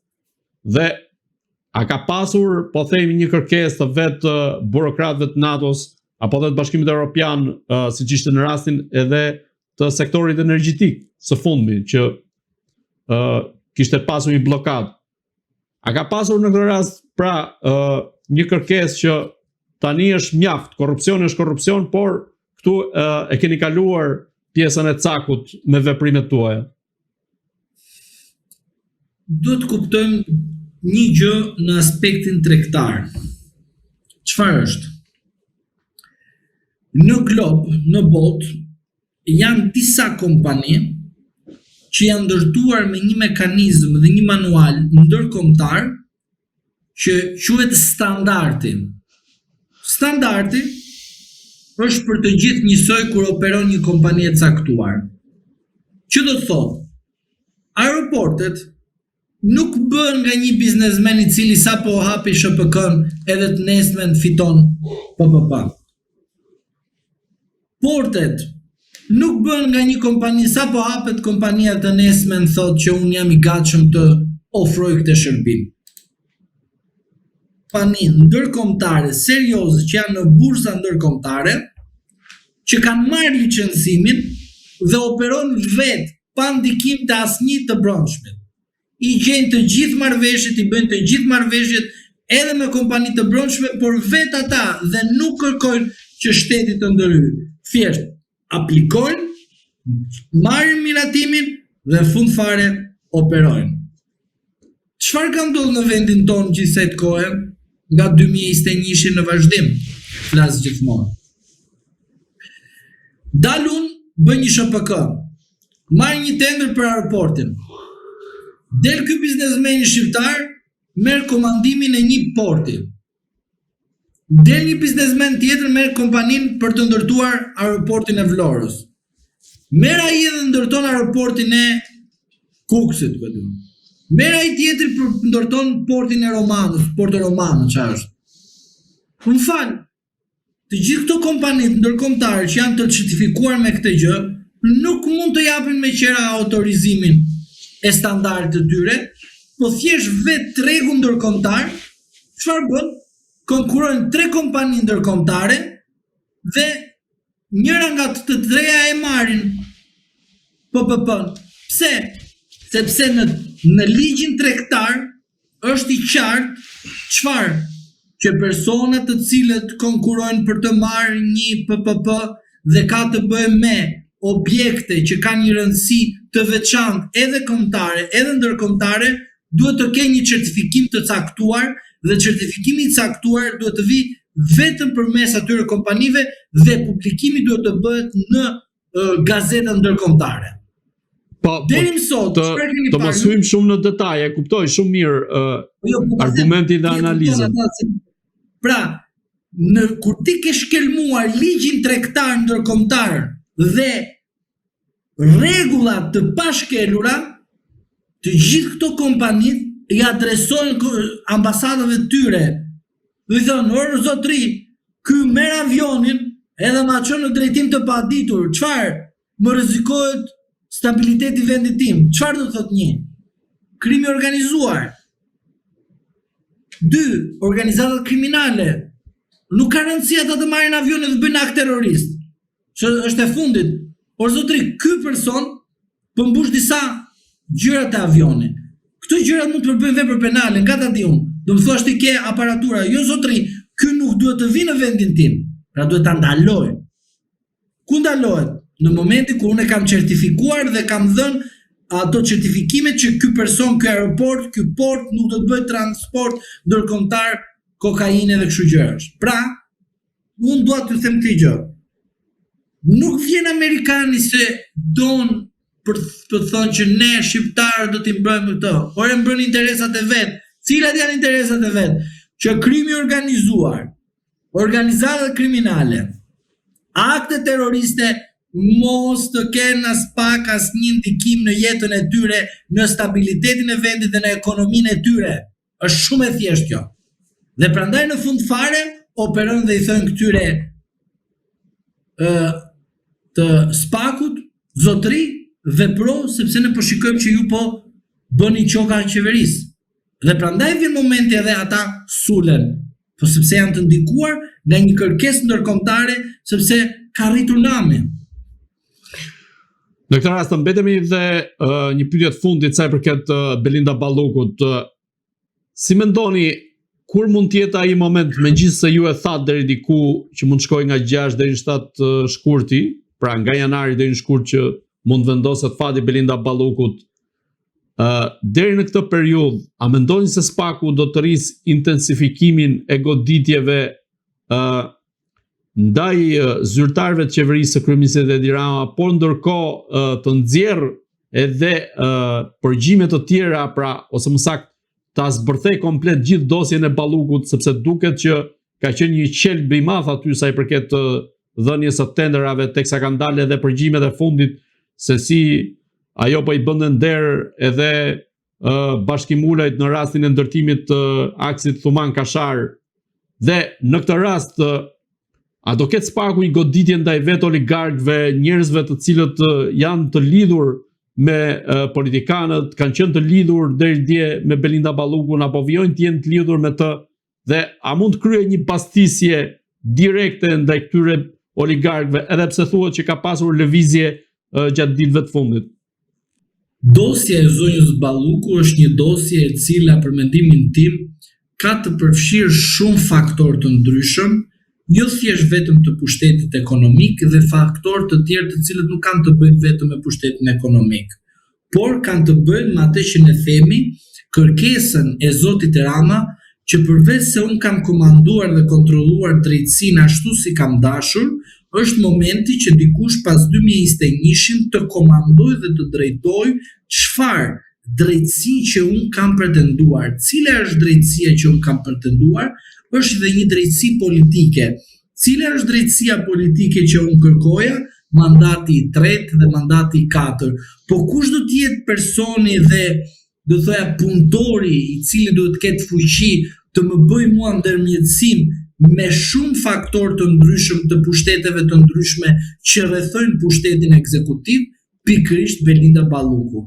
Personi në fjalë me autorizimin e kryeministrit, në porosi dhe në mungesë të kryeministrit, ka nënshkruar çdo akt ligjor dhe nënligjor, ka bërë çdo marrëveshje politike të mundshme me institucione apo me persona juridik privat të vendit tonë për të arritur çfarë? qëllimin e zotit Rama që mandati i 4 të ishte spektakolar dhe me mbështetjen absolute të asajt. Prandaj, mos u çuditni ju në rast se kjo dosje del dhe thuhet që janë të përfshirë dhe biznesmen të tjerë, të cilët kanë do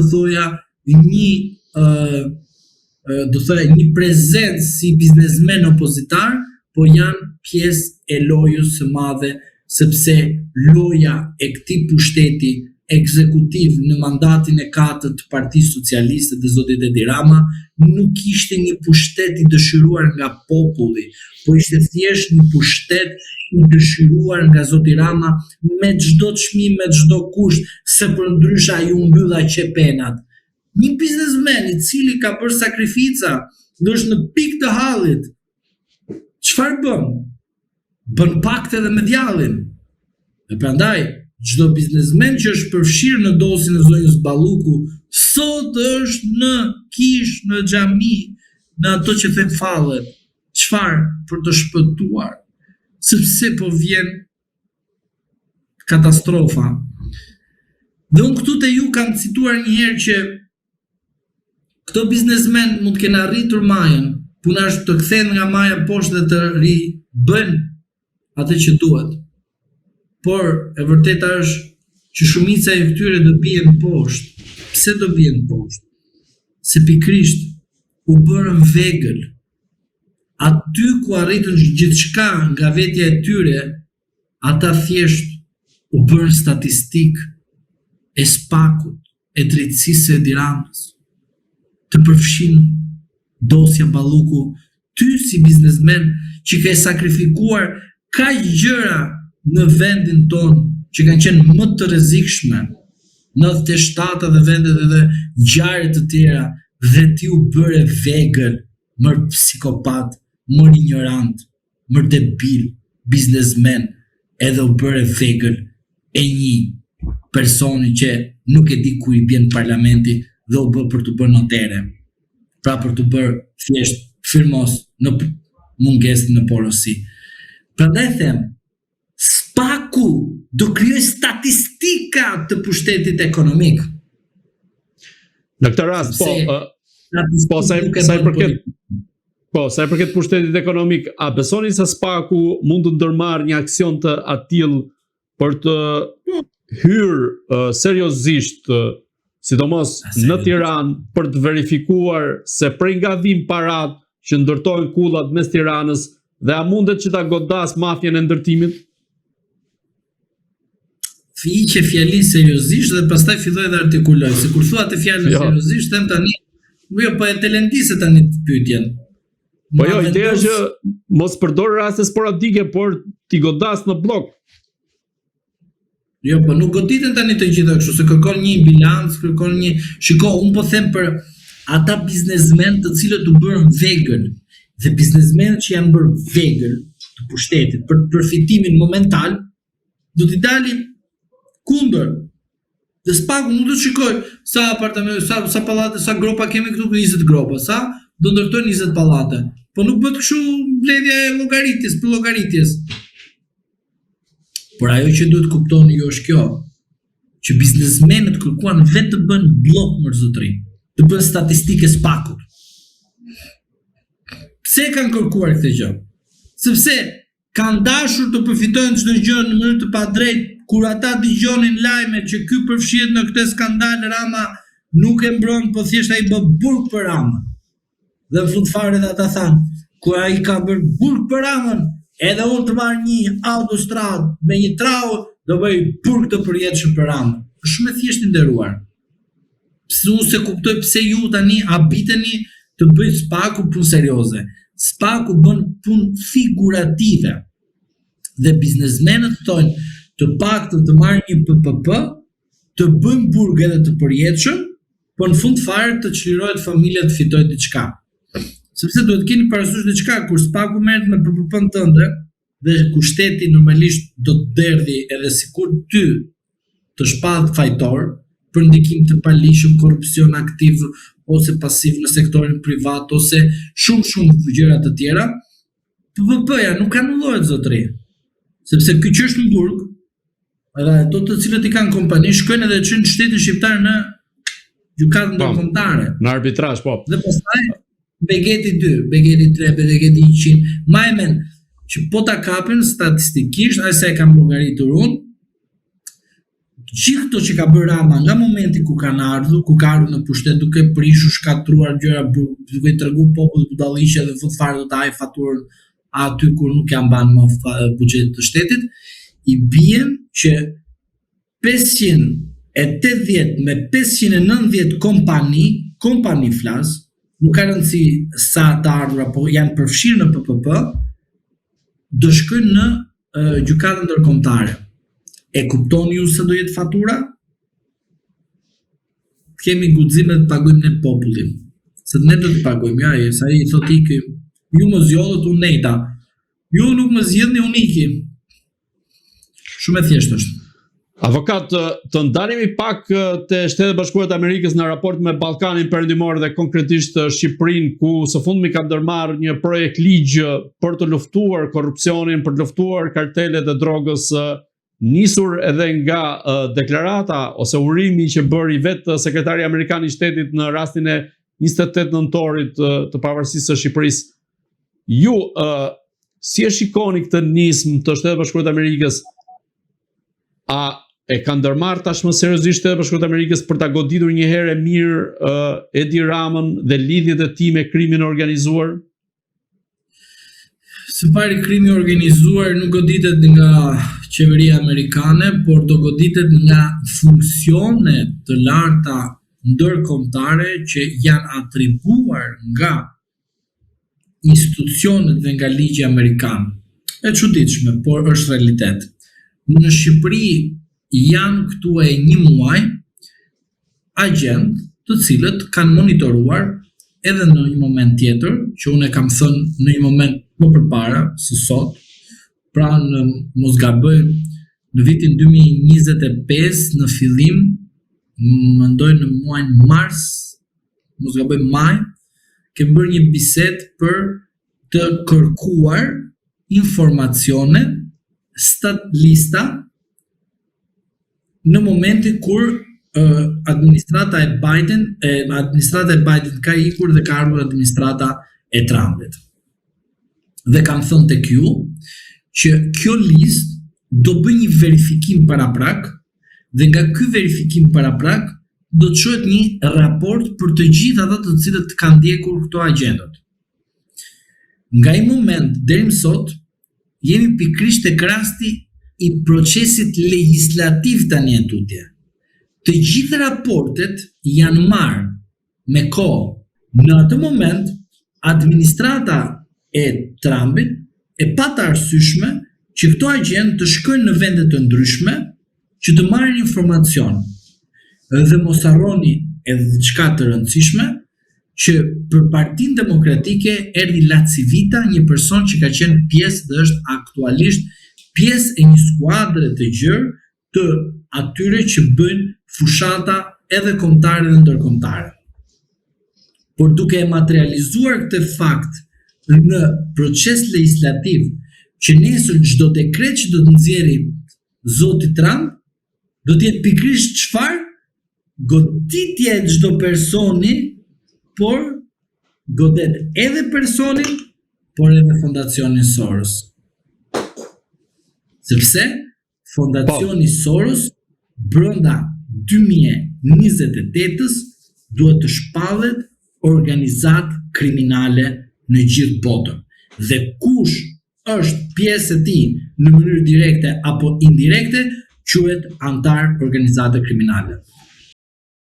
Të mbetem me ky rast, a mendoni se Amerika e ka përgatitur një herë mirë atë goditje, po themi, ndaj Edi Ramës dhe i ka hequr vizën përfundimisht me këtë lloj projekt ligji dhe në mënyrë graduale do ta nxjerrë jashtë politikës, ndoshta edhe më keq se sa vetë Berishën duke e shpallur non grata. Linja Trump do të nxjerrë nga harta politike fondacionin Soros dhe të gjithë ata të cilët janë bërë pjesë të tij ose kanë qenë pjesë të tij dhe jo Amerika në tërësinë e saj.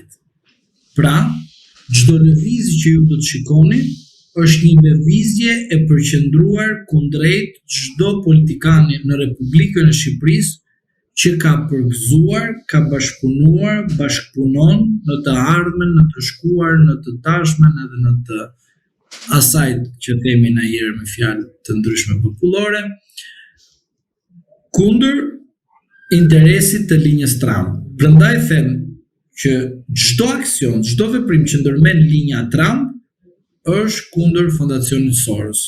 Dhe zoti Rama, derisa është i përfshirë dhe ka qenë gjithmonë në krenarinë më të madhe që ai ka qenë pjesë e fondacionit Soros dhe ka pas dhe ka ende lidhje me familjen Soros, sigurisht që edhe zoti Rama do të përfshihet në këtë goditje që administrata dhe linja Trump po bën me norminë të një ligji, të cilët nuk ishte i nevojshëm, për ata të cilët jetojnë në Amerikë dhe din shumë mirë pjesën politike dhe juridike të Amerikës, ky projekt ligj nuk ishte i nevojshëm. Sepse dekretet presidenti ka dhe ja akseson, se kemi edhe një rast tjetër kur ai ka lënë në fuqi disa dekrete të cilët kishin të bëjnë me sulmin, por ai çfarë don, duke materializuar në projekt ligj dhe në ligj, ai don që çdo urdhër që do të nxjerrë do godas drejt për së drejti individin që është i përfshirë në familjen edhe në rrethin e fondacionit George Soros. Pra, te ky ligj në Ballkan nuk shikohet Amerika godet shtetin, por linja Trump godet armikun e Trumpit që është George Soros, godet ata të cilët nëpërmjet të makinacione kanë shpikur zhvillimin e demokracisë duke lënë qendruar e majta e organizuar me krimin organizuar bashk edhe duke mbajtur pushtet klane të ndryshme. Prandaj është një mix i tërë i cili për mendimin tim Soros Alexit ke durim se Sorosi tjetër sa do shkojë 101 nuk shkon dot. Avokat, ju e përmendët në fakt që në muajin mars ju e keni artikuluar atë listën që ka përgatitur Shtetet Bashkuara të Amerikës dhe më pas në qershor këtu në Agora News ju keni deklaruar në mënyrë më konkrete duke thënë që ka një listë prej 69 personash ku Shtetet Bashkuara të Amerikës do t'i godas hap pas hapi secilin prej tyre me vendime dhe sanksione konkrete. Dhe në këtë rast kam edhe një, po themi, sqarim për gjithë shikuesit që sidomos atyre që komentojnë që jo po flisni apo jepni deklarata pa logjik që shkojnë përtej realitetit apo që duken në fantazi. Jo, dua të them që ajo që ju keni artikuluar në muajin mars. Ajo që ju po mos u merr me ata, po shko. Ajo që ju keni artikuluar në muajin mars dhe në qershor dhe që tani materializohet në Shtetet Bashkuara të Amerikës me këtë lloj projekt ligji, pra jo vetëm ju jep të drejtë, por ndërton edhe gjithë atë projekcion pra që ju keni pasur në kokë që në atë periudhë. Në këtë rast, me këtë lloj liste që Shtetet Bashkuara të Amerikës ka përgatitur, si mendoni, a ka një strategji për të nxjerrë një herë mirë nga skena e politikës Edi Ramën, enturazhin e tij të rilindjes, por edhe nga radhët e opozitës, Sali Berishën dhe gjithë ata që presupozohet se mbajnë peng opozitën? Së pari dashur do të them ty edhe ata të cilët na kanë dëgjuar, duke falenderuar ata qytetarë që kanë shtypur like, janë antarësuar tek portali jot, na ndjekin vazhdimisht, na respektojnë, sepse për ata ne kemi krijuar një raport besimi dhe të vërtetë. Dhe ti kur ndërton raport besimi dhe të vërtetës, ata të cilët komentojnë kundër teje janë vegla. E çfarë do të them vegla? Do të them një rast shumë të thjesht kuptosh. Në rast se unë dal tani nga Ministeri i Darkë dhe shaj Sali Berishën, çdo komunist që ka ndaj mbledh me Sali Berishën, çdo socialist që është militant i partisë së tij, thotë bravo të lumt kështu. Ku po në kuptimin kritikoj Edi Ramën, bëjnë ai gjë kundër Edi Ramës, më shajnë mua sepse janë në pegmarrje. Pse ignoranca është pegmarrje. Në rast se ti nuk ke ignorancë, përdor logjikën dhe thua, kur ai pas ka fitu miliarda brenda një dite dhe ti jeton me një pension 100.000 lekë, kur ai ka fituar miliarda brenda një dite dhe ti nuk ke një shtëpi, kur ti ke familjen jashtë shtetit dhe ti mban akoma Edi Ramën duke justifikuar me burgaxhi që e futet dhe nxjerr nga burgu për të krijuar se spaku dhe drejtësia funksionon, tani të lutem nuk kam mos merr me ata, se ata janë të destinuar për veten e tyre që janë drejt mbarimit. Pra, thjesht ata jetojnë për të jetuar, po jo se kuptojnë. Pra, ne flasim për ata të cilët kanë një logjik të lartë, për më isha dhe kanë edhe më të lartë se ne, po të paktën atë që në po i themi vazhdimisht dhe kemi sqaruar, është që ne themi të logjikshëm, jo të ekstremin. Ne do të themi që do vi një helikopter do ta marri, një avion mund të vi, ta marri, se di, çfarë ka bofsha. Por ndoshta me avionin që i kishte dhuruar Erdogani. Po, ti se di këtë gjë, që avioni e ka flamur turk edhe ndonjëherë e pson. E di si është ky avion, është avioni i Aratisjes. Do Aratiset si Asadi. Po normale, pse ti çfarë mendon ti? Pse ti si e mendon Aratisin e zotit Rama me makinë? Prandaj nderuar duhet kuptoni diçka, që të saktësojmë tek njerëz, tek individ të cilët na respektojnë dhe i respektojnë. Ajo që unë kam thënë në muajin mars në vazhdim, nuk ishte thjesht një imagjinate imja. Ishte një informacion i bindur që kjo gjë do të ndodhë, sepse linja Trump nuk është linja Biden. Linja Trump do të mbrojë interesat e Shteteve të Bashkuara të Amerikës. Dhe sot ju e shikoni mirë se si kanë vijuar ngjarjet. Më falni, t'ju bëj një pyetje tjetër. Ju e mbani mend rastin e zotit Veliaj që u thash nga 2025 deri në fund të 2025-s nuk e shikoj mirë dhe procedimi i tij penal. Nuk është thjesht faktik, por thjesht do të jetë edhe numerik statistikor, arrest në burg apo arrest në shtëpi. Ju e mbani mend shumë mirë rastin e zonjës Balluku, sa herë kemi folur edhe kam thënë do të kemi një zvarritje dhe jemi sot në dhjetor të 2025 dhe nga shkurti mos gaboj ose më fal, jo nga shkurti po dhe nga 2024 ishte zvarritje sepse e kishte dhe morën në dëshmi, pastaj e pyetën, pastaj e proceduan edhe gjitha këto me radhë. Pra, zvarritje ishte ajo dhe është fakt konkret dhe kam thënë tek ju. Pra, për atë që thoni për opinionin publik, ne nuk kemi mundësi dhe matje të bëjmë matje, sepse ata të cilët komentojnë janë persona që kanë emër dhe mbiemra të cilët janë të ngatrueshme ose janë pa indignitet, pa emër të saktë, pra janë fshihen pas vetes tyre. Kjo është tregues i qartë që nuk janë njerëz real, po thjesht mund të jenë pra emra të ndryshme të i përdor një person dhe janë interes të caktuar dhe i shkojnë gjithmonë pushtetit këto gjëra. Dhe mos harroni faktin tjetër që ne këtu kemi thënë vazhdimisht që linja e Trump është një linjë e cila do punojë që të instalojë veten e saj përtej 2028-s. Kjo nuk është tash e them, kjo është fakt konkret. Dhe mos harroni edhe një fakt tjetër që do të jetë shumë sqarues për ju dhe opinionin publik, që qeveria shqiptare nuk është qeveria e cila do të vazhdojë në pafundësi me një parti politike që quhet Partia Socialiste. Pra, edhe vetë qytetarët duhet të dinë që jeta ka lindje dhe vdekje.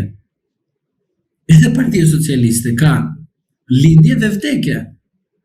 Edhe pushteti ka për atë subjekt politik lindje dhe vdekje. Pra do të thotë mos të flasim në mënyrë absolute duke mbrojtur subjektin që i cili aktualisht nuk ka provuar që punon për qytetarët shqiptar. Ka provuar që punon për një grup të caktuar që në fund fare e përdor dhe e përzes një prezervativ edhe hedh në koshin e mbretërinave. Prandaj them, nderuar, prandaj them të qytetarët, hajdeni në nivelin e dur, mos bëjmë militantë askujt, por të paktën s'kemi rrugë tjetër, alternativë tjetër. PS-n, PD-n, PL-n edhe këto do kemi parti që konkurrojnë. Po të paktën do shkoni këtë i cili është kapur në flagrancë dhe në kushtet e flagrancës duke bërë në një anë avokatin e atyre dhe nga ana tjetër duke thënë që ne u zbëm avokat të tyre. Prandaj shikoni realitetin se si është kontradiktor me njëri tjetrin. Për ty që ti je akoma pa shtëpi dhe të tjerët janë me 30 shtëpia, 300 shtëpia.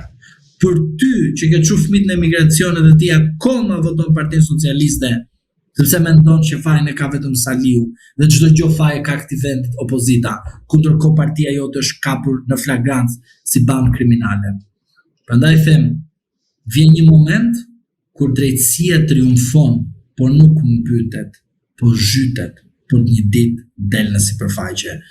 Dhe për ata të cilët mendojnë akoma që statistikat kanë vlerë, por në rastin konkret besoj se zoti Rama do të jetë një statistik e vërtet dhe reale që populli shqiptar do të mendojë në shumë vite të mëvonshme që po e vërtet ka qenë e keqja më e madhe e këtij vendit.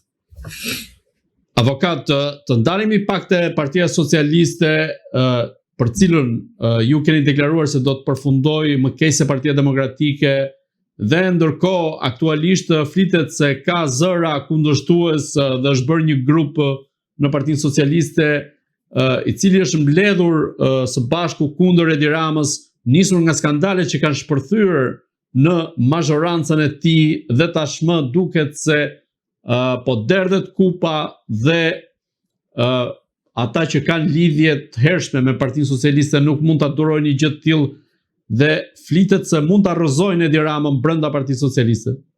A ka një skenar të tillë? Skenarin e rrëzimit e ka vetëm Belinda Balluku. Tani më thuaj kush socialistë ishin ata që flitshin kundër këtyre skandaleve? Disa që janë rreth Erion Braçës, po themi, ka zëra të tillë. Ai kryetari i bashkisë në Lezhë, mos gaboj, kryetari i bashkisë së Lezhës. Jo. Kush ishte? S'ka. Thjesht janë zëra tani, nuk është se ka burime konkrete të cilat e faktojnë të gjë, por janë zëra që tashmë ka një lloj presioni të brendshëm në Partinë Socialiste që tashmë Edi Rama ka mbushur kupën. Dalën disa që bëjnë sikur aman të shkarkohet se kështu sepse është nevoja ekstreme për plasje. Jo, nuk e besoj unë atë. Ajo është me orientim nga Edi Rama për të krijuar narrativën që në një moment i thot Belinda Ballukut nuk të mbroj dot dhe duhet japësh dorëheqje. Të dalë përpara dhe bëj garipin aty, s'ka garipun vet i zhytur. I nderuar, do të kuptojmë diçka. Në Partinë Socialiste nuk ekziston demokracia e brendshme. Në Partinë Socialiste ekzistojnë disa studio që dalin disa të paguar, të mirë paguar, me taksat tona dhe bëjnë fresk Partinë Socialiste. Partia Socialiste nuk ka institucione dhe struktura demokratike, është një parti e cila ka kërkuar të jetojë me autoritetin e kryetarit dhe jeton me autoritetin e kryetarit. Në Partinë Socialiste nuk do të ekzistojë kurse si demokracia e brendshme dhe as sistem demokratik i cili është brenda një kuadri transparent dhe llogaridhënës. Prandaj, për mendimin tim, Partia Socialiste në një moment të caktuar kur do të mungoj pushteti dhe paraja, sigurisht në momentin më të aksidental për vetin e saj do të dëmtohet totalisht dhe jam i bindur që në një moment të caktuar do të shkërmoqet me shumë grupime të ndryshme, jo për shkak të pushtetit, për shkak të inatit, për arsye se në atë kohë mua nuk më përdorët për të përfituar për veten time dhe përdorët të tjerët rilindas të cilët përdorën dhe keq përdorën Partinë Socialiste. Pra është si një fjalë e famshme, mos gaboj që ka dalur, punoj për ju, vjedh për ju dhe burgun e bëj unë. Pra do të thotë që këto në një moment do të vinë në si reflektim i brendshëm në Partinë Socialiste dhe personat të cilët janë të përfshirë do kuptojnë qartësi që janë viktime kësaj loje dhe më lejoni të them për socialistët e famshëm, të cilët vdesin pas Edi Ramës dhe Partisë Socialiste që ka pushtetin, edhe unë i puth si Endris Shabani, e mbani mend zotin Shabani që doli dhe foli për sterilizimin, futi në burg njerëz të cilët keq përdorën flamurin e Partisë Socialiste. Futën në burg Ilir Beqajn që Edi Rama e mbante nga mjesi deri në darkë dhe Endri Shabani kallëzoi Ilir Beqajn dhe Ilir Beqaj është akuzuar sot për një program qeveritar të Partisë Socialiste si një organizatë kriminale. Po të mbetemi te Partia Socialiste. Edi Rama do të rrezohet. Okej, dakor. Një sekond, le rrezimin, se pritet të jetë rrezimin. Kënaqur dhe pa. Se duhet të bie rrezimi, kur bie gjithë sot kështjella një, pa, futën mbuloj brenda, s'ka kusht të kap, se do jetë ajo fjalia volla për ty. Më kupton, bëra ty të pasur, më kupton, në fund fare burgun e bëj vet. Pritani një sekond. Kjo është pyetja që Edi Rama do të rrëzohet nga të vetët e tij brenda Partisë Socialiste, apo vetë Partia Socialiste, rilindja e tër do të bjerë gjithas i ngrehin? Shiko, do kemi një përplasje midis rilindjes dhe Partisë Socialiste. Do triumfojë në kuptimin politik dhe juridik Partia Socialiste si qelizë e legitimitetit politik. Mirë, rilindja shkërmoqet brenda Partisë Socialiste, por për shkak të shkërmoqjes do kemi luftë të brendshme dhe do bie statistikisht dhe numerik dhe sipas përqindjes elektorale Partia Socialiste. Por më dëgjoj çfarë dua të them këtu ju. Se këtu është mesazhi se si bie partia. Çfarë? Endri i puthi. Doli Ilir Beqi e tha, "Ora unë bëj burg për këtë që ju puthi." Po si ky që ju puthi juve, ky më ka çuar mua në kallëzim penal, më ka çuar në burg ky. Më thoshte nga mjes deri darkë villsha me ju për shëndetin publik shqiptar që është kundrejt Qameti, po një histori tjetër kjo. Mirë që sistemi i shëndetit ka dështuar, po ju pse morët puthjen e këtij dhe ju pse votuat për këtë që mua më futi në burg? Dhe këtu pikrisht vjen edhe takohet. Ku? Erlindasi dhe socialisti edhe atakohen të dy dhe nga ky takim shpërthen vulkani. Pra, nuk na duan thjesht puthjet, apo përqafimet, apo dashurit, por ajo që ne duhet të kuptojmë është kjo, sa po shpërtheu intriga e brendshme midis socialistëve dhe rilindasve. Se puthja ishte një puthje që unë kallëzimin e bëra sepse ma diktoi Edi Rama. Ilir të mbrojti, po ishte momenti që s'kam çfarë bëj. Dhe tani më thoni ju mua për rastin e goditjes. Po, ajo që sot e them me bindje të plot që rrezon nga qeveria Edi Ramën quhet Belinda Balluku. Po, Belinda Balluku në momentin më kardinal të sajt merr 20 deputet se i ka në pengmarrje, mos mendo se ti i ke ata kështu duke qarkulluar në rrugë pa një pengmarrje të sajt, bën koalicion me Sali Berishën. Dhe Belinda Balluku mund të marrë Partinë Socialiste. Belinda Balluku. Erion Veliaj deri 2007. Erion Veliaj u fut në kurthin që të thotë që goditjen e kishte nga Belinda.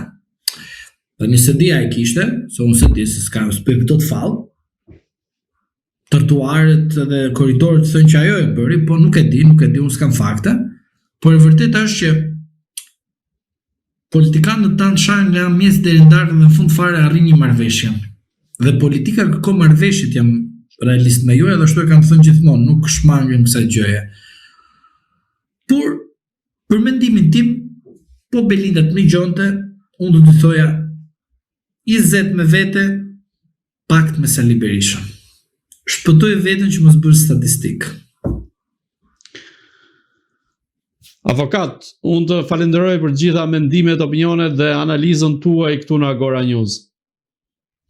Edhe unë duhet ju falenderoj juve dhe opinionin publik që na kanë ndjekur vazhdimisht gjatë 2025-s, duke i uruar gjithmonë atyre dhe familjarëve të tyre, por edhe çdo qytetar të këtij vendi që na kanë ndjekur, për ata të cilët nuk na kanë ndjekur, por që do na ndjekin në të ardhmen, jam i sigurt.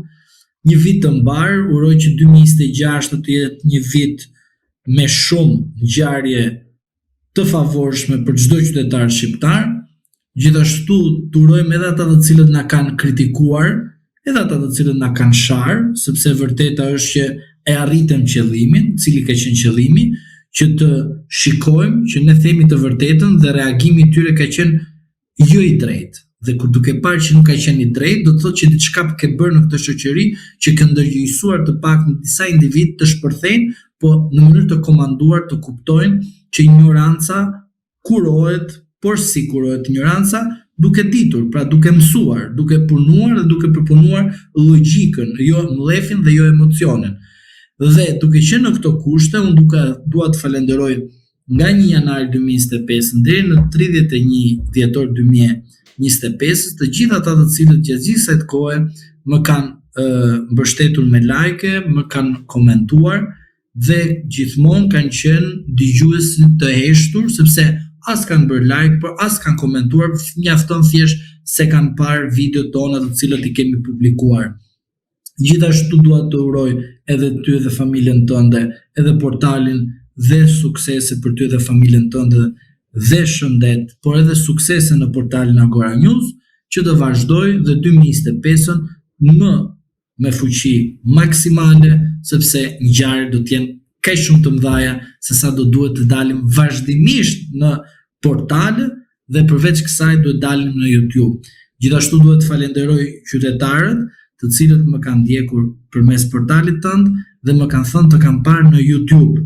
Dhe unë përsëri dal në shumë portale të tjera dhe bëj pyetje të cilin portal dhe më thonë edhe tek Bardhi. Prandaj dua t'i falenderoj të gjithëve pa përjashtim në çdo moment që na kanë mbështetur dhe vazhdojnë të na dëgjojnë, sepse ne themi të vërtetën në raport në atë që intereson të drejtës së gjithëve, sepse të gjithë jemi qytetarë të këtij vendi dhe përveç kësaj nuk duam të përfitojmë asgjë në kurrizë dhe në dëm të qytetarëve të tjerë. Prandaj të falenderoj edhe ty vazhdimisht për ftesat her pas here që më ke bërë gjatë vitit 2025. Faleminderit gjithashtu gjithë të mirat edhe për ty. Të dashur shikues, bashkë do shihemi në intervista të tjera, por mos harroni si gjithmonë të bëni subscribe në kanalin tonë në YouTube.